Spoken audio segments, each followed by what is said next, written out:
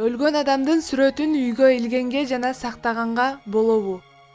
Ар бирибиздин үйүбүздө көзү өтүп кеткен туугандарыбыздын сүрөттөрү бар. Кээ бирлер дубалдарына да илип алышат. Өтүп кеткен адамдын сүрөтүн сактап, илип алган туурабы деген суроо көптөрдү ойлондуруп келет. Анда бул нерсеге көңүл буралы. Тирүү адамдан жандуу энергетика чыгып турса, өлгөн денеден эч кандай энергия чыкпайт экен. Окумуштуулар тирүү адамды токтобоз кыймылдаткыч менен салыштырса, өлүктү бузулуп жүрбөй калган машинеге салыштырат. Сүрөттөргө келсек, алар башкача болот экен.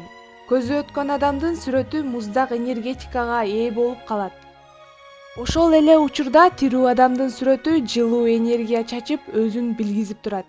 Мындайды көз ачыктар бат эле табат.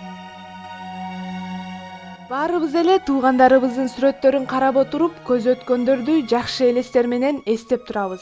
Ошол себептен улам кээ бирлер дубалдарына илип алышат. Демек, үйдө көз өткөн адамдардын сүрөттөрүн сактаса болот, илсе дагы болот.